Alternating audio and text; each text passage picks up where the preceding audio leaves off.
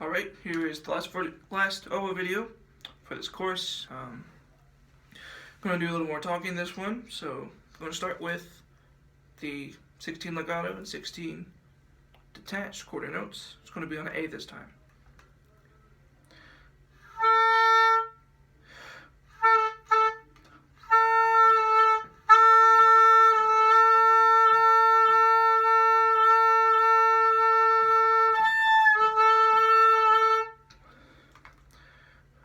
Alright, here's detached, then I'll talk about it as a whole.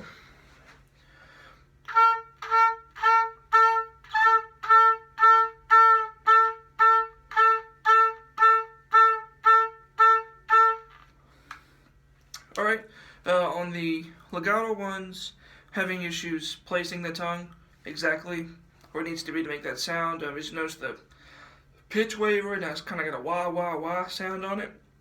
So what I would, if I was teaching, what I would do, I would take the tongue out of the equation, just get the air, the tone consistent, then add the tongue in ever so slightly. I tend to articulate things too heavy, with my press background, but I really like what's going on with the detached, because I worked on tongue placement on the reed, not smacking it here, kind of up in this area.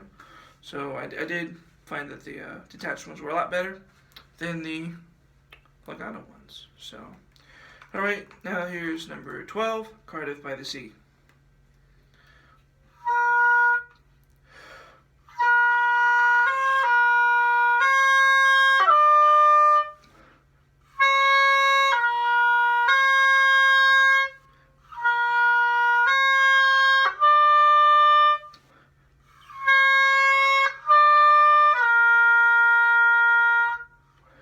Alright, on that one, I like the sound I'm getting out. The only thing I'm having issues with is lining up the fingers with the air to make just an instant da note. I'm getting ba, la, di. So what I would do is just, if I were to scaffold it, I would talk about, I'd sing it for them, have them blow air and finger their notes at the same time. Then, I would add it in ever so slightly. We would just play the notes by themselves, just they get the comfortability of changing between the B flat C to the D.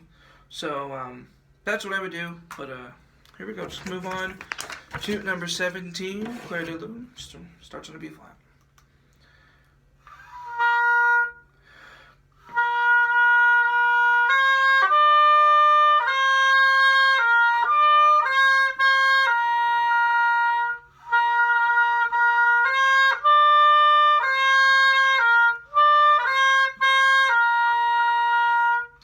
Alright, that felt like that was a lot better. I only had a couple instances where the fingers and the air didn't line up, so you kind of got a little greystone in there, but pretty pleased with that. Alright, moving on to number 20. What's difficult with this one is we add in the E flat, so I just have to make sure to keep this pinky, engaged to where when I'm not on it, I'm not lifting. So here's 20.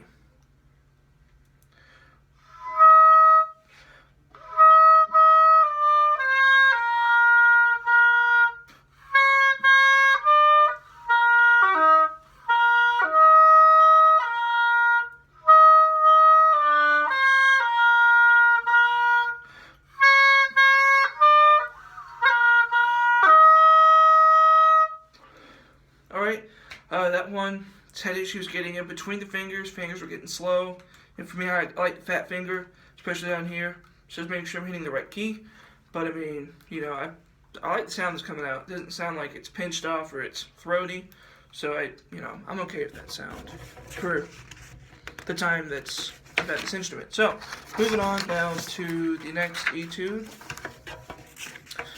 It's going to be 37, Swingly Sings the Donkey.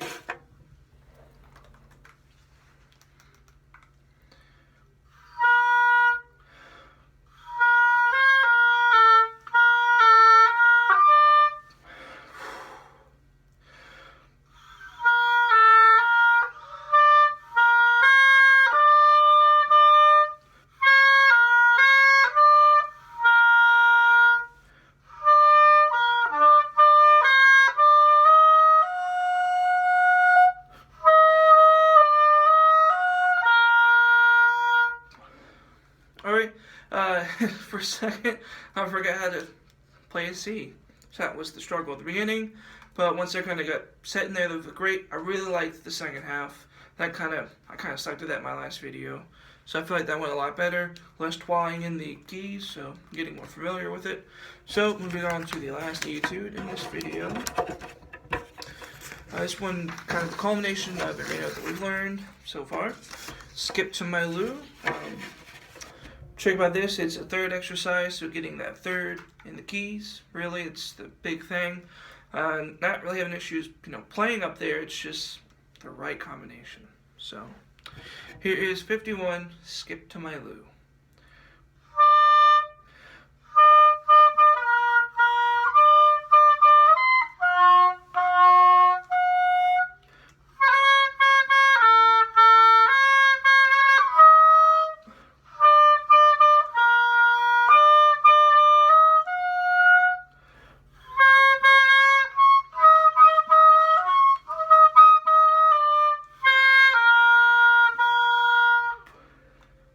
Alright, I'm going to give the second line just a different try. Start stumbling on basic things, basic notes I should know. But here we go. Here's the second half of it one more time.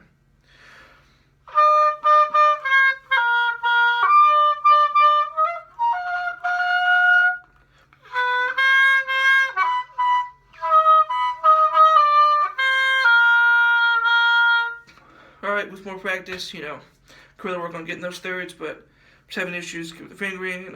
I probably should practice it slow and scaffold it a little bit more than what I did, but that is the etudes and quarter notes version of this video. Now I'm going to play a little bit of Jingle Bells.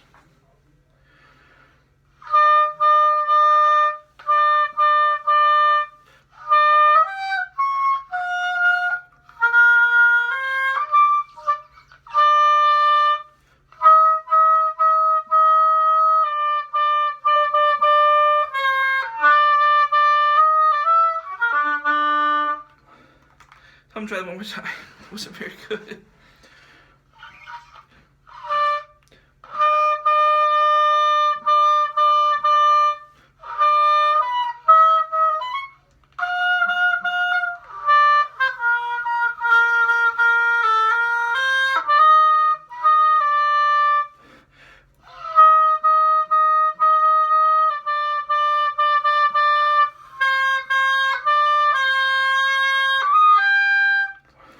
That last note keeps kicking my butt.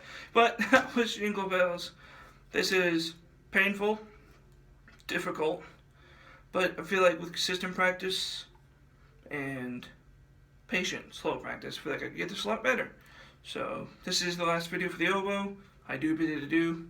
It's been frustrating, but nevertheless important. Thanks.